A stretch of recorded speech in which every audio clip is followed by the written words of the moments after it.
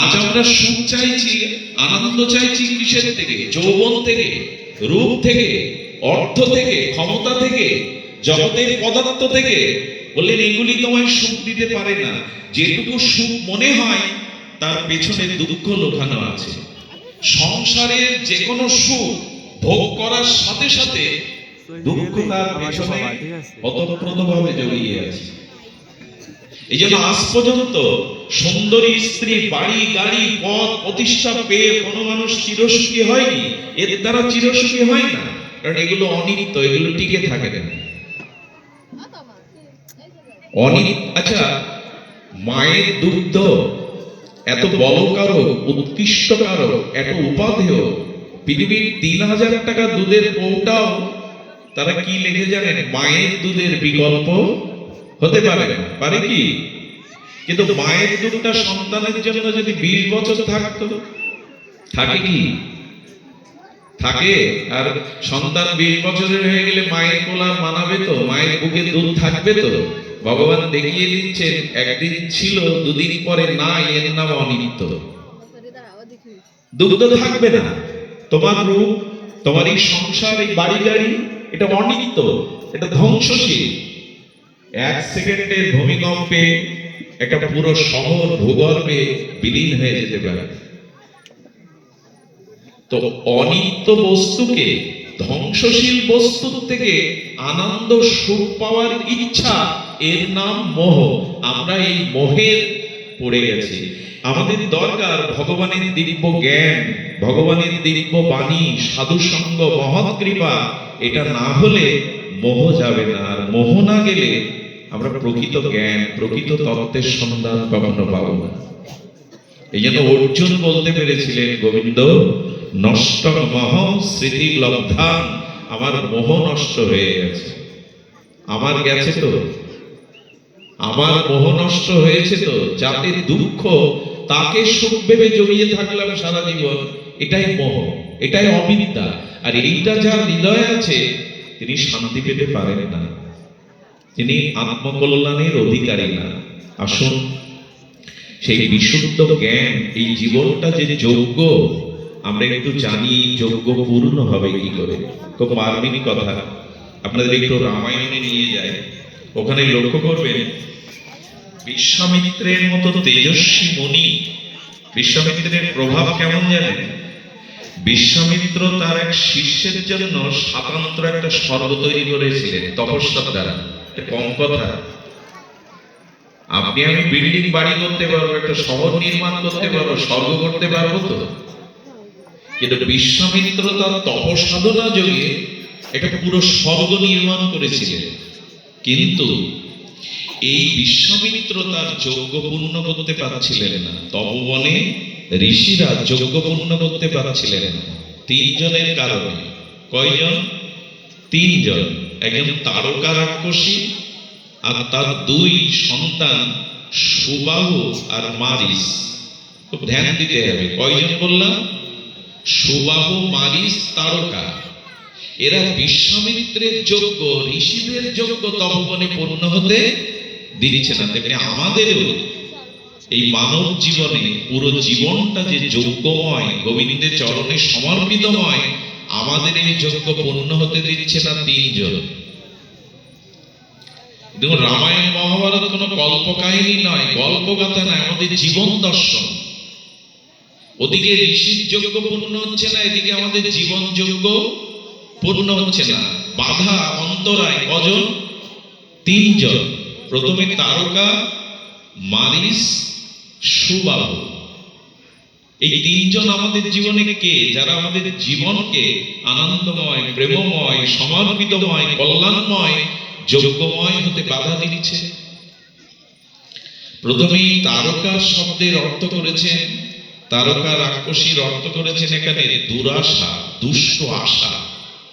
যতদিন আমাদের মনে দুরাশা বা দুষ্ট আশা বা দুষ্ট প্রবৃত্তি, ভোগের আশা থাকবে, কামনা বাসনার অজস্র অগণিত এই ভোগ বাসনা থাকবে, ততদিন যজ্ঞ পূর্ণ হবে না। দেখুন, যজ্ঞের অগ্নিতে উৎকৃষ্ট গোদুগ্ধকৃত ঘিতনা দিয়ে যদি ক্রাসিং দেয়া হয়, যজ্ঞ পূর্ণ হবে তো? বায়ু পবিত্র হবে তো? দেবতা সন্তুষ্ট হবে তো? তো আমাদের যজ্ঞের বাধা কোথায়? বাধা হলো তারকা। তারকা মানে শুধু রাক্ষসী না, আমাদের ভেতরে আছে এটা দুরাশা, দুষ্ট আশা, প্রবৃত্তি, ভোগের আশা। এরাই আমাদের জীবনকে পূর্ণ আনন্দময় যজ্ঞময় করতে বাধা দিয়ে দাঁড়াচ্ছে। আপনি আপনার হৃদয় থেকে ভোগের আশাটা, অসৎ কামনা বাসনার আশাটা ত্যাগ করুন, এই হৃদয় এমনি শুদ্ধ হয়ে যাবে। কিছু মনে নেবেন না, 100 বছরের পুরানো কাঁসার থালাটা 100 বছর ব্যবহার না করে করে সেটা মলিনতা হয়ে গেছে, মলিন হয়ে গেছে, গেছে কিনা? 100 বছর ফেলে রাখলে। কিন্তু লক্ষ্য করবেন, তেঁতুল দিয়ে, তেঁতুল বা তার রস দিয়ে যদি কিছুক্ষণ মার্জন করেন, থালাটার আর থাকবে কি আবরিত? মলিনতা থাকবে কি? সোনার মতো চকচক করবে, যেখানে আপনি মুখ দর্শন করতে পারবেন। একটা তেঁতুলের রসে যদি 100 বছরের কাঁসার তালা এই ময়লা বা মলিনতা সেটা ঘুচে গিয়ে চকচক করে সোনার মতো, তেঁতুলের রসে এইটুকু তার প্রভাব গেল, তেমনি আমাদের জীবনেও যদি এই যে অশুভ অশান্ত ভোগবাসনার তারকা, এই তারকাকে যদি বিদায় করা যায়, অর্থাৎ দুর্বাসনাকে যদি ত্যাগ করা যায়, ভোগবাসনাকে যদি হৃদয়ে ত্যাগ করা যায়, তখনই আপনার যজ্ঞে পূর্ণতা পাবে। দুরাশা, দুষ্ট আশা আর কত চাই সংসারে বলুন তো? আর কত চাই? আর কত ভোগ করতে চাই? এই দেহ বাধা দেয়নি। শাস্ত্র একটা শূকর কুকুরের ভোগে সমাজ বাধা দেয় না, ওদের জন্য শাস্ত্র নিয়ম না। সে ভক্ত করে এসেছি, এই ত্যাগের জন্ম পেয়ে, ভজনের জন্ম পেয়ে, হরি ভজার জন্ম পেয়ে সেই ভোগ যদি করো, তাহলে তোমার ওই পশুজনিতেই তো থাকা উচিত ছিল। আমাকে ভোগ তো হয়েই গেছে। ভোগের বেলা একই, শূকর বিষটা খেয়ে যে সুখ পায়, আমি চর্বচেষ্ট ন্যায্য পেয়েও খেয়ে এই ক্ষুধা নিবৃত্তির সুখ শূকরের যা, আমারও তাই। বোঝা যায় কি কথাটি? শূকর বিষটা খেয়ে ওর ক্ষুধা যায়, ওই খাদ্যের ওর ক্ষুধা নিবৃত্তির যে সুখ, আর আমি চর্বচেষ্ট ন্যায্য পেয়ে আমার ক্ষুধা মিটাই যে খাদ্য, সেই খাদ্য পাওয়ার ফলে তুষ্টি, পুষ্টি, ক্ষুধা নিবৃত্তির সুখ একই। আমি 2 লাখ টাকার খাটে আর দুগ্ধ ফেনো নিব, কোমল শয্যায় শুয়ে যে ঘুমের সুখ পায়, শূকর আর ড্রেনের দূষিত জলের মধ্যে শুয়ে সেই একই সুখ পায়। শয়ন সুখটা একই। এই ভোগগুলো আমি বহু জন্মব্যাপী করেছি, মনুষ্য জন্ম ভোগের না। এটা কি বুঝি? এই যে দুর্বাসনা, ভোগের বাসনা। আমি গতদিন বলছিলাম, আমরা সত্যকে স্বীকার করতে চাই না।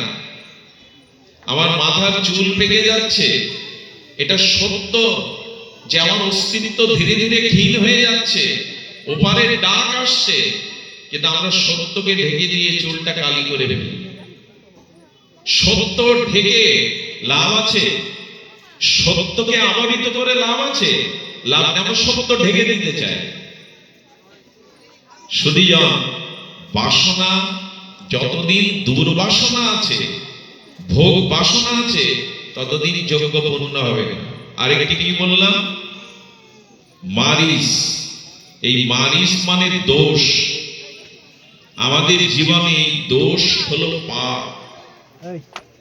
একটা কথা আপনাদের জানিয়ে রাখি, আমাদের জীবনে যা কিছু প্রতিকূল রোগ, শোক, বাধা, এগুলির মূল কারণ হলো পাপ।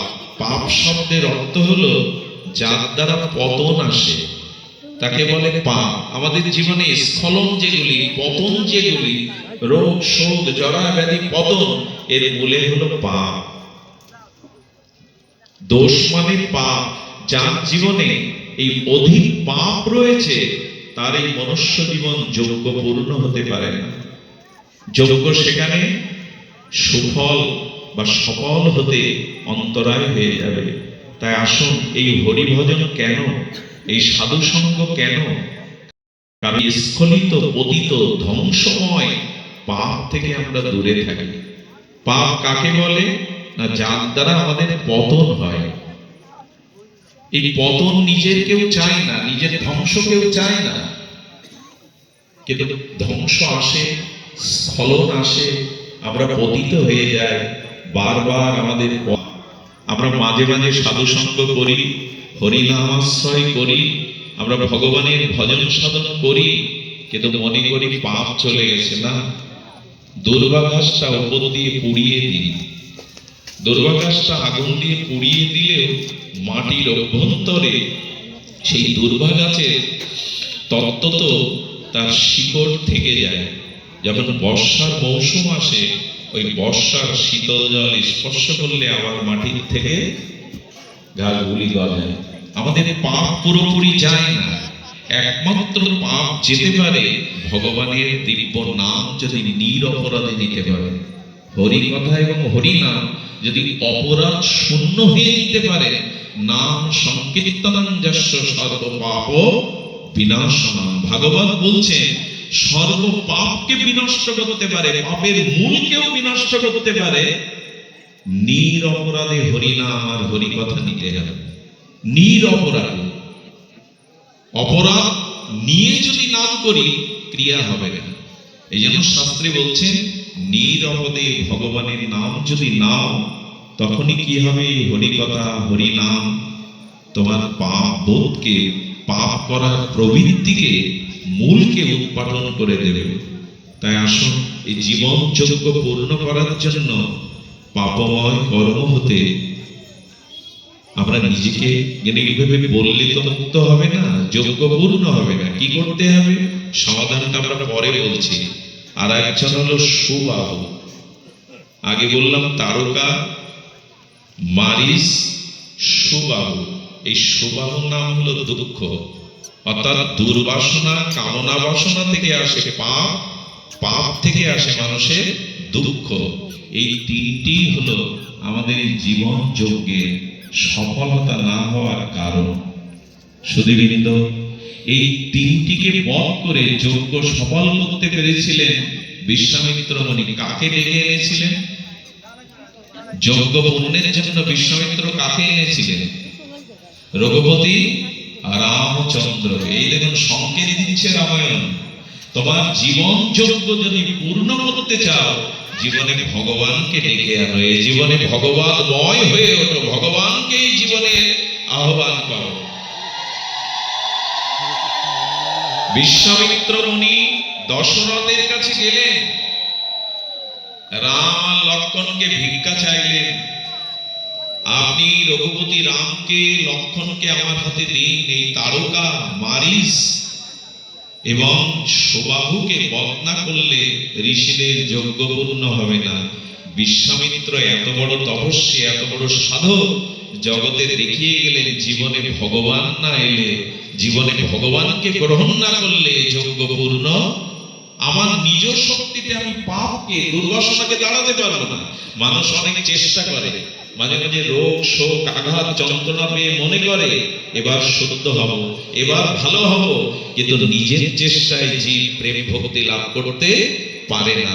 জীবনে ভগবানকে আহ্বান করুন। কি সংকেত দেখুন! বিশ্বামিত্রের মতো তপস্বী জগৎকে দেখাচ্ছেন আমার দ্বারা হবে না, ভগবানের অশেষ বিশেষ কৃপা চাই। রঘুপতি রাম এলেন আর লক্ষ্মণ এলেন। এই রাম এবং লক্ষ্মণ, লক্ষ্মণ এখানে বৈরাগ্য। আচ্ছা, আজ আমরা রাম লক্ষ্মণকে কোথায় পাবো যে আমাদের যজ্ঞ যাতে নষ্ট না হয়, পূর্ণ হয়? খুব ধ্যান দিয়ে শুনুন, এটা তত্ত্ব কথা, মার্মিক কথা। আমাদের জীবনে আজও রাম আছে, আজও লক্ষ্মণ আছে। ভগবান নিত্য বস্তু, ভগবান কখনো হারিয়ে যায় না, ভগবানের কখনো বিনাশ হয় না।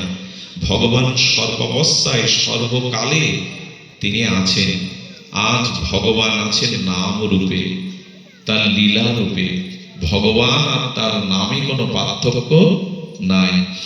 নাম চিন্তামণি কৃষ্ণ চৈতন্য রস বিগ্রহ, পূর্ণ শুদ্ধ নিত্য মুক্ত অভিন্ন আত্মানবিন। নাম এবং নামই অভেদ, অভিন্ন। তাই তোমার জীবন যজ্ঞকে পূর্ণ করতে গেলে, এই পাপকে, দুঃখকে, দুর্বাসনাকে বিনাশ করতে গেলে তোমার জীবনে রাম রূপ নামকে ডেকে আনো, আর নামের সাথে সাথে লক্ষণ রূপ বৈরাগ্যকে ডেকে আনো।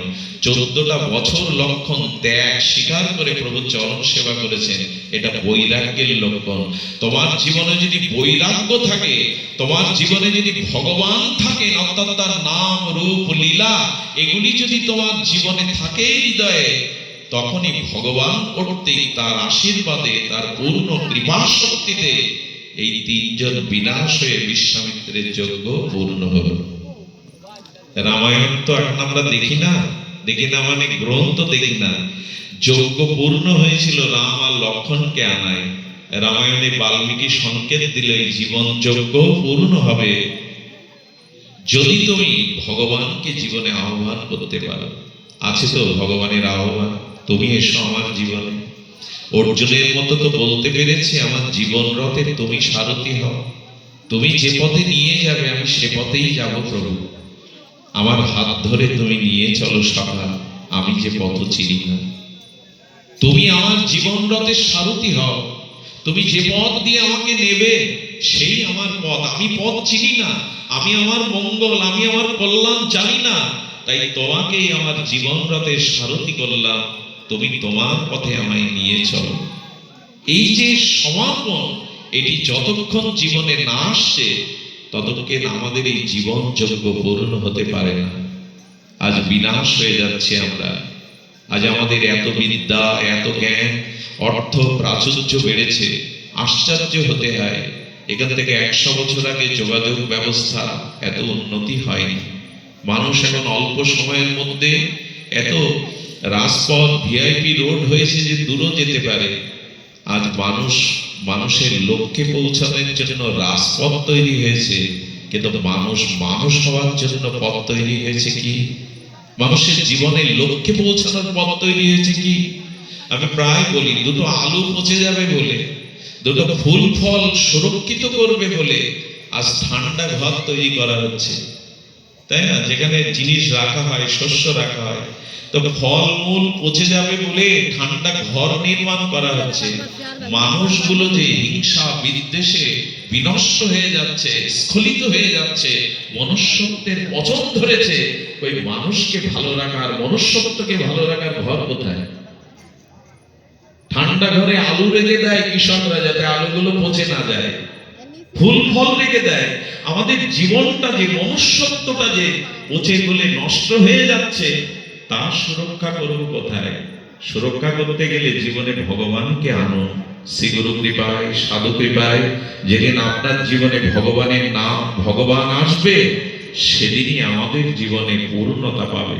এর আগে পূর্ণতা পেতে পারে না। তাই অনুরোধ করি, এই জীবনটা যোগ্য।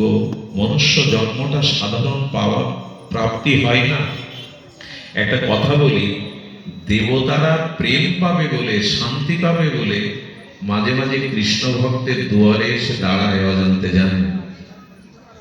দেবতারা শান্তি পাবে বলে শুদ্ধ নিষ্কাম ভক্তের দুয়ারে এসে দাঁড়ায়। তাদের প্রেমের বাতাস যদি লাগে, দেবতারাও শান্তি খুঁজে পেলে তার মধ্যে। এই জন্য জীবনটাকে আর ভোগের পথে, স্খলনের পথে আমাদের এমনি করে প্রবৃত্তি বারবার এই জীবন যজ্ঞ পূর্ণ হতে দিচ্ছে না। বারবার জন্মাচ্ছি, বারবার মৃত্যুবরণ করছি, বারবার কর্মফল ভোগ করছি। এর থেকে নিষ্কৃতি পাওয়ার উপায়, এর থেকে মুক্তির উপায়, জীবনটাকে যোগ্য করে তুলুন।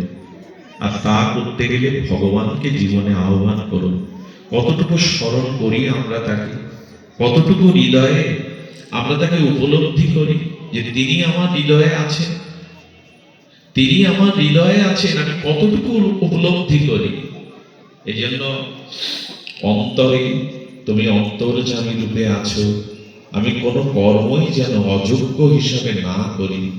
তোমার পানে চেয়ে, তোমার কথা ভেবে আমি যেন তোমার পথেই চলতে পারি, আমি যেন ভক্তির পথে চলতে পারি, ভজনের পথে চলতে পারি, আর যেন পুনঃ পুনঃ এই দুঃখ জন্ম জরা ভোগ করতে না আসতে হয়। একবার ভেবে দেখুন তো, গর্ভে যখন ছিলাম আমরা, মার মলমূত্রের দুয়ারের ওখানে আমাদের মুখটা ছিল। কত কিরমিকির মার গর্ভে গর্ভ যন্ত্রণা দিয়েছে, আমাকে কুরে করে যন্ত্রণা দিয়েছে। এরপরে প্রসব বেদনা, এরপরে শিশু হলে যদি প্রতিবন্ধী হয় কত দুরারোগ্য ব্যাধি হয়। এরপরে দেখতে দেখতে অর্থের যন্ত্রণা, অর্থ পায়নি তাও জ্বালা, মনোমত সংসার করতে পারেনি তার জ্বালা যন্ত্রণা। এরপরে তো জরা ব্যাধি, বার্ধক্য, মৃত্যু, কর্মফল সব আছে। গর্ভ যন্ত্রণা, প্রসব বেদনা, জীবন যন্ত্রণা, অর্থের যন্ত্রণা, সংযোগের যন্ত্রণা। যাদের সাথে সংযোগ হয়েছি ওখানেও যন্ত্রণা, মনের মতো সংযোগ হয়নি। যাদের পেয়েছি সংযোগ হয়েছি তারাও মনের মতো হয়নি। আবার বিয়োগ হলেও যন্ত্রণা, সংযোগেও যন্ত্রণা, বিয়োগেও যন্ত্রণা, জরাব্যাধিতে যন্ত্রণা, মৃত্যুতে যন্ত্রণা। জীবন তো যন্ত্রণাময়, আনন্দ কোথায় এখানে? বলে আনন্দ একমাত্র ভগবানে আছে, তার ভজনে আছে।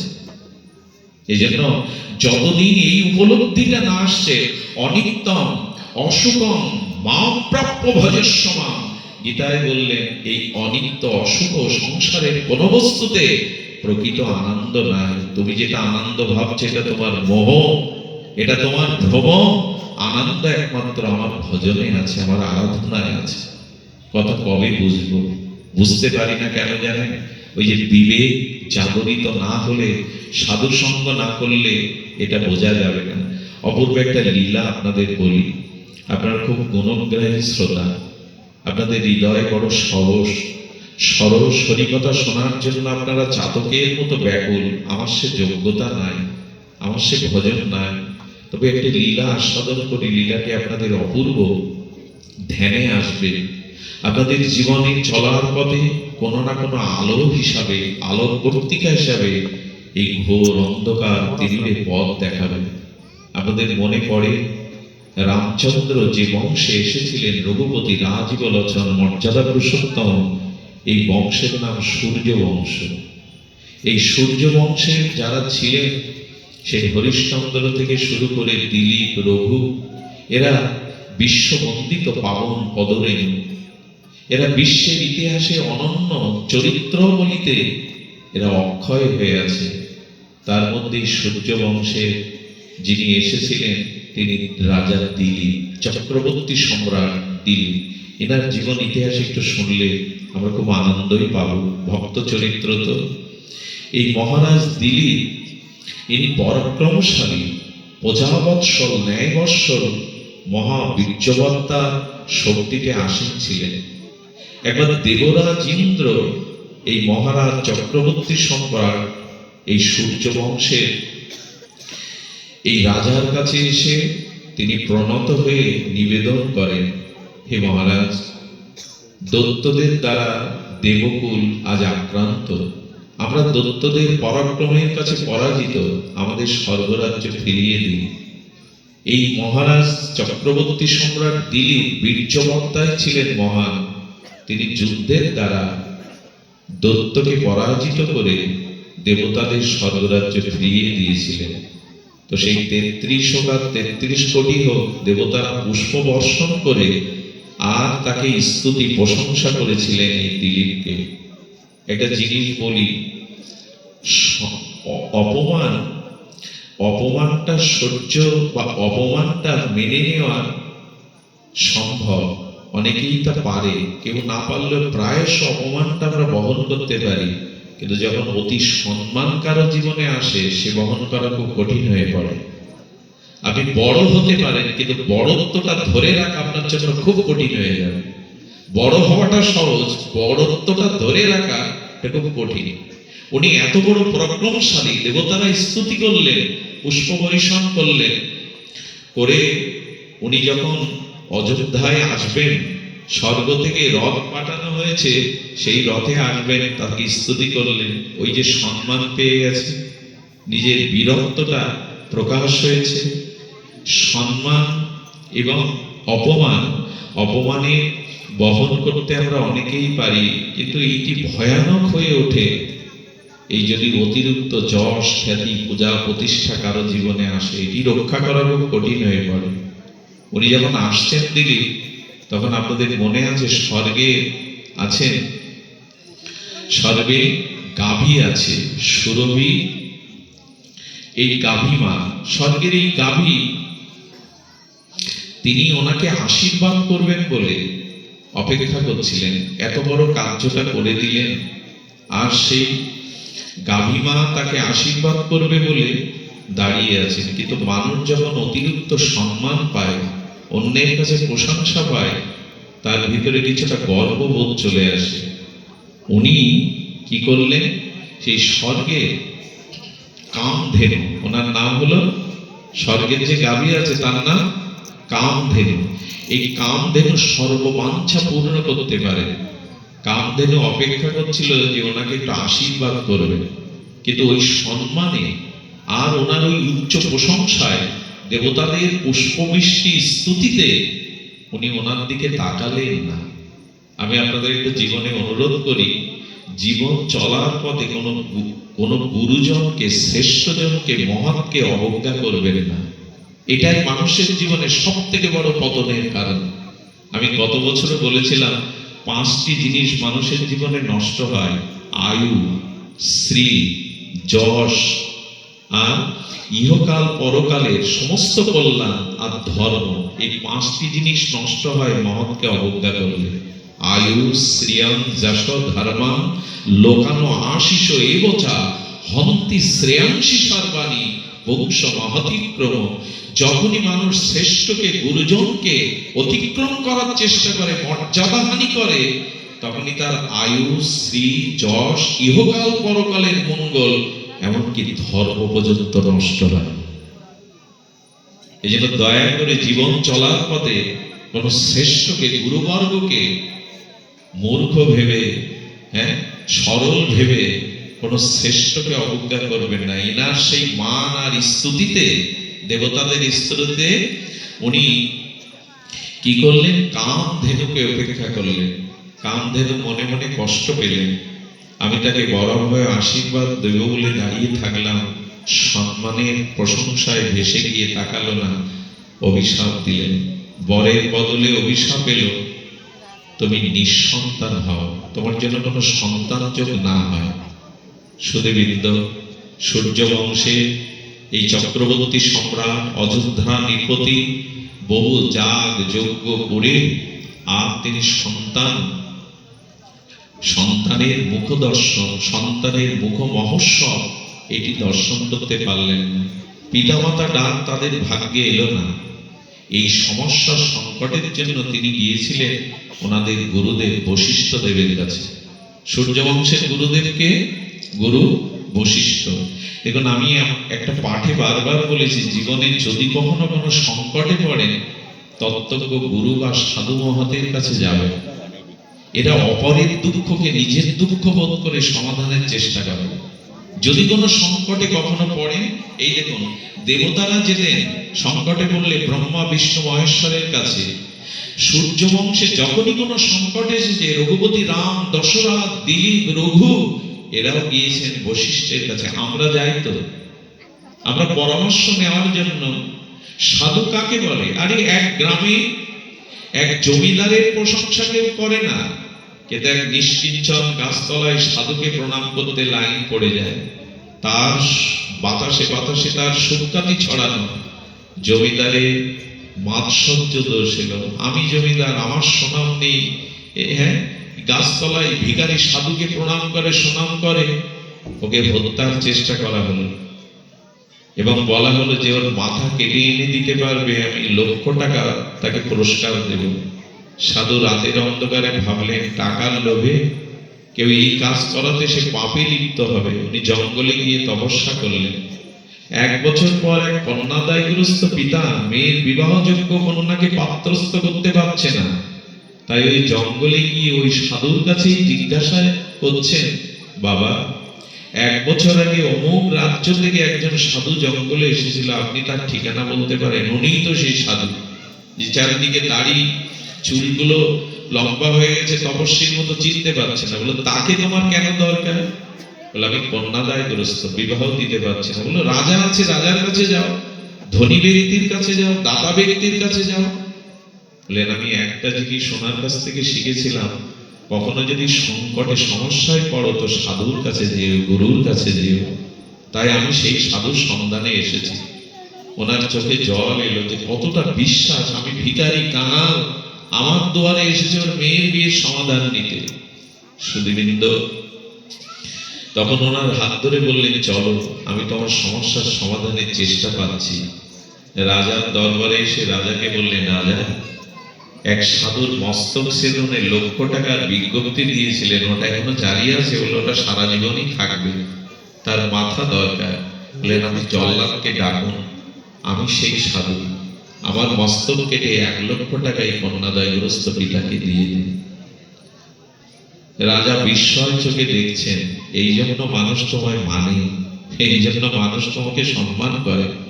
তুমি নিজের জীবনের বিনিময়ে কন্যাদায়গ্রস্ত পিতার কন্যাদায় মুক্তির জন্য এসেছো, তোমাকে মরতে হবে না। আমি আমার ভুল বুঝতে পেরেছি, এই রাজ্যেই তুমি রাজ সম্মানে থাকবে, আর ওর মেয়ের বিয়ের ভার আমি দিলাম।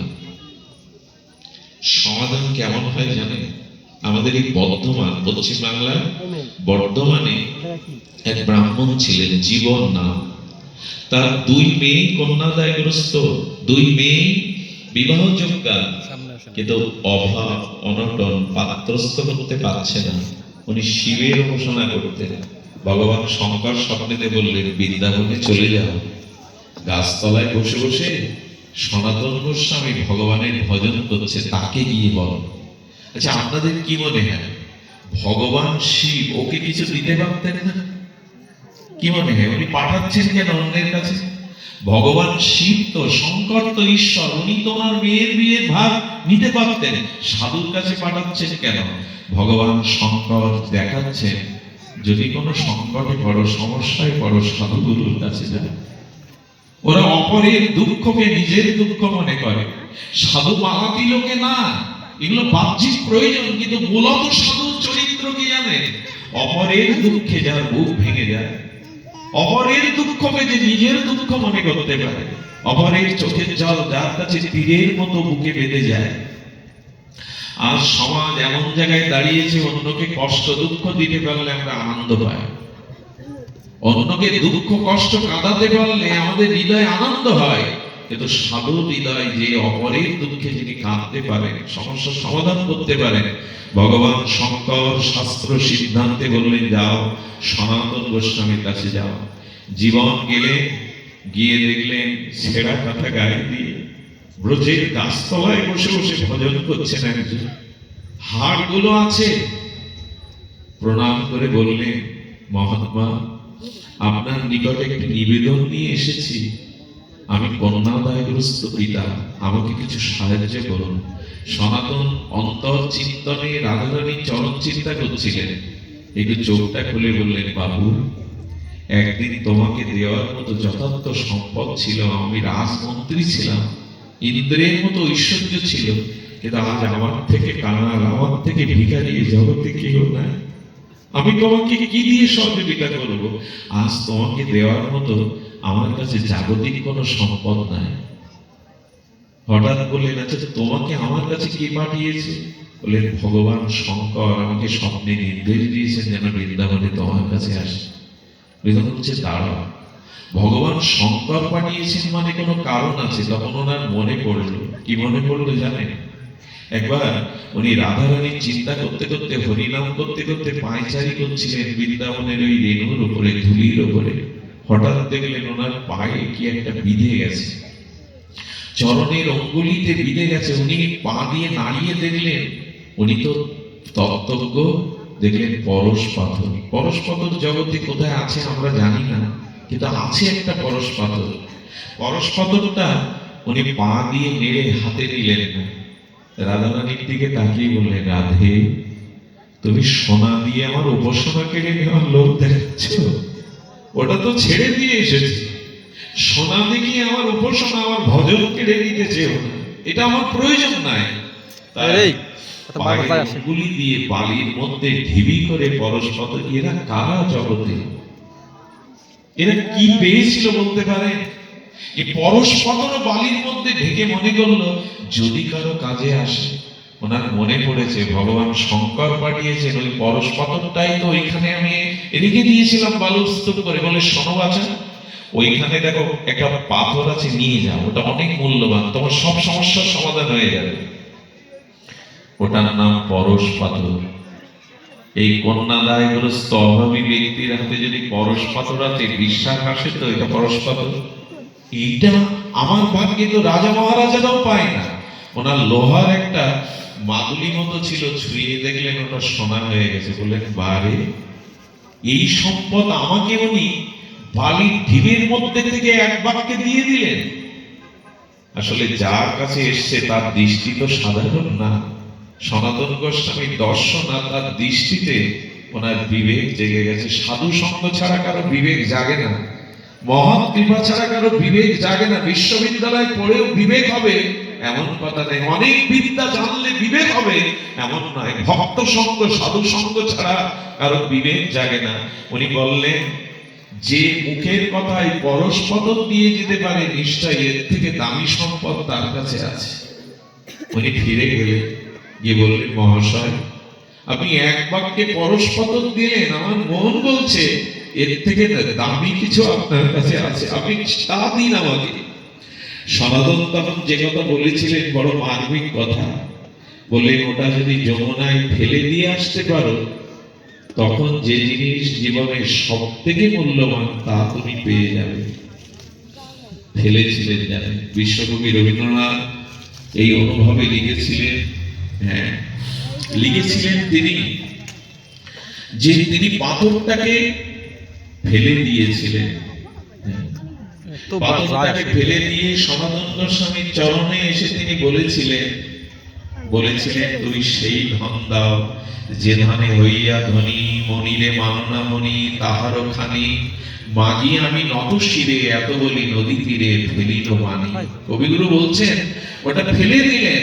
জীবন এসে বলছে যে ধনে ধনী হয়ে তুমি মনিকেও মানো না, দাও না সেই ধন আমায় দাও। তুমি যে ধনে ধনী হয়ে বসে আছো সেই ধন আমায় দাও। ওরে জীবন নিবি, সেই ধন নিবি রে। এই ধন নিলে আর জন্ম থাকে না, মৃত্যু থাকে না, জরা ব্যাধি অভিশাপ থাকে না। আমি তোকে ভগবানের নাম প্রেম দান করি। এই নাম প্রেমই হলো সম্পদ, এটি পেলে আর কোনো অভাব থাকে না। আচ্ছা আমায় বলুন তো, ওই জীবনের মেয়ের বিয়ে আটকে ছিল কি? ছিল না। জীবন মহারাজ হয়ে গেল। শত শত মানুষ তার চরণের ধুলির আকাঙ্ক্ষা নিয়ে আসতো। মেয়ের বিয়ে আটকায়নি। মেয়ের বিয়ে বিবাহ ভগবানের কৃপায় হয়ে গেছিল।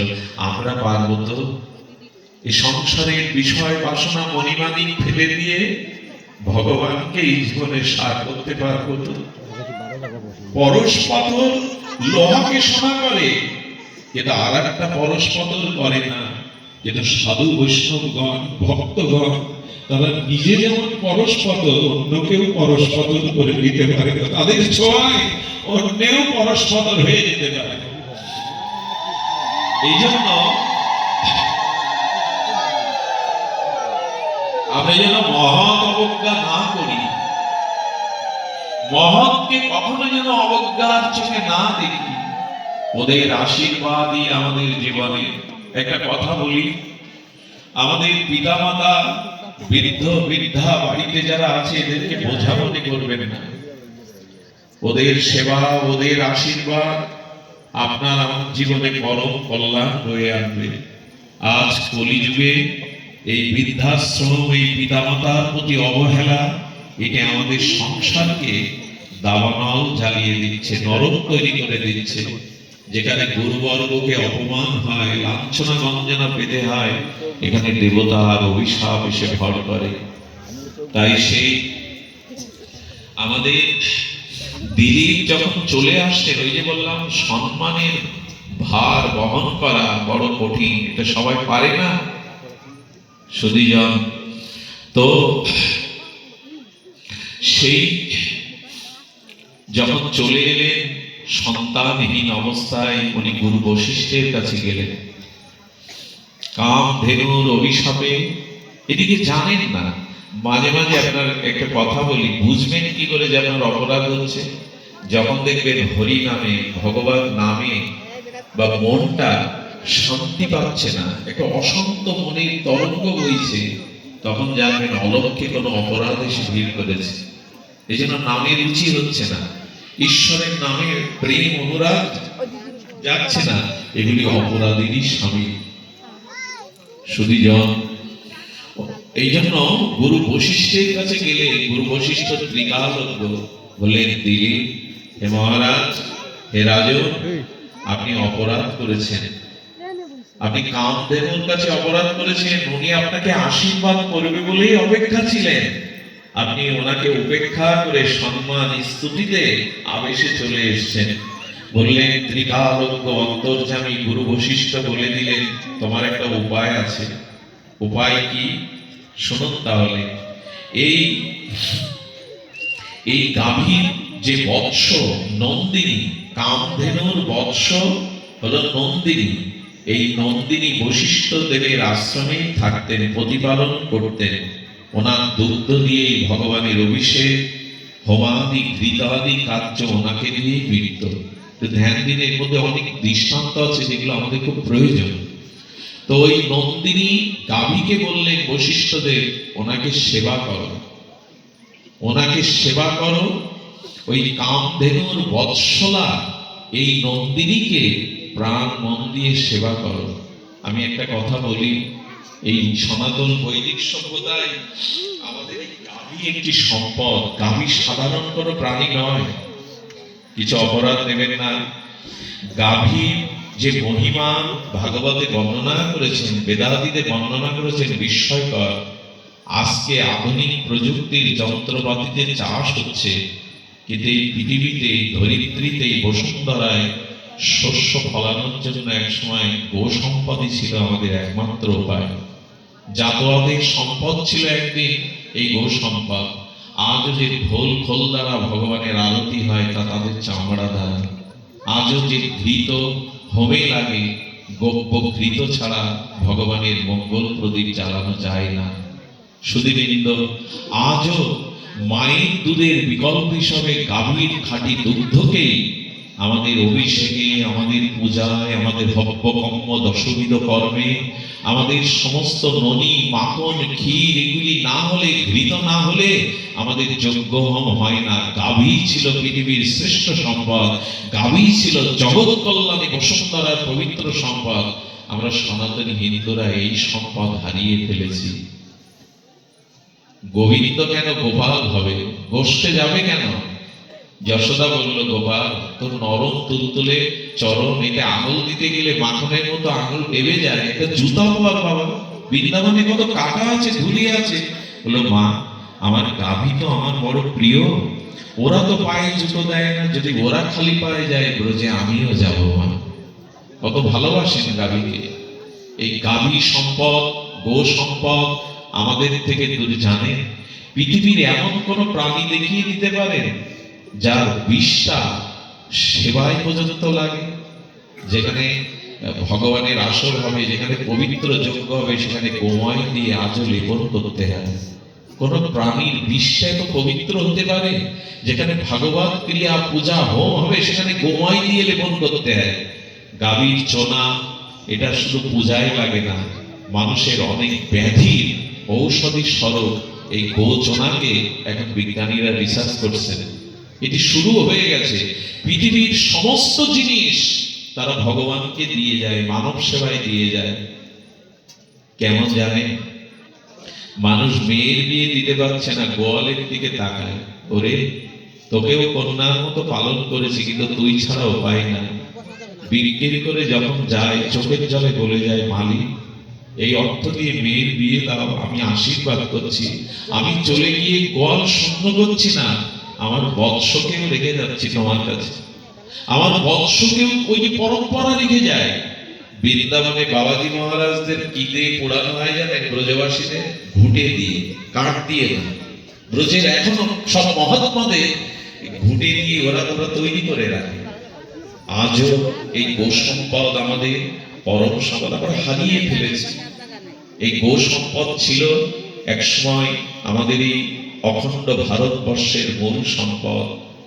আজ অনেক মাকে বলতে শুনেছি, গাভী বেঁচে দাও, গরু পুষতে গেলে গরু হতে হয়, কিনে একটা টেলিভিশন ঘরে আনো।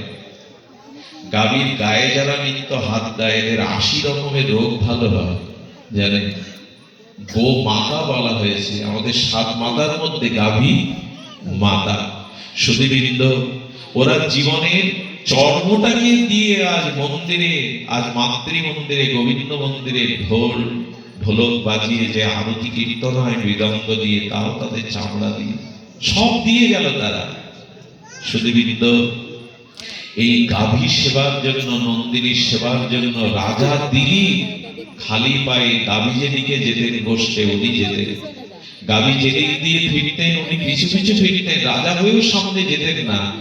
দীর্ঘ ১ মাস উনি গো মাতাকে সেবা করেছিলেন, প্রণাম করতেন, বন্দনা করতেন, আরতি করতেন। আজ বৃন্দাবনের বড় বাবাজি মহারাজ দায়ী করে গো সেবার মহিমা শুনবেন। একটু সত্য ঘটনা শুনুন, মাত্র ১-১৫০ বছর আগের ঘটনা। উনি বৃন্দাবনে ছিলেন পরম ভাগবত, ১৮,০০০ ভাগবত শ্লোক মুখস্থ ছিল, অনেক বড় পণ্ডিত, কিন্তু কাউকে শোনাতেন না। ব্রজে জঙ্গলে বসে বসে বৃক্ষ লতাকে ভাগবত শোনাতেন। ১৮,০০০ শ্লোক উনি ঠোঁটস্থ মুখস্থ ছিল। ওই পাঠ করে জানলো জীবনে যে কটা দিন আছে একটু গো সেবা করবো, গাভী মার সেবা করতে।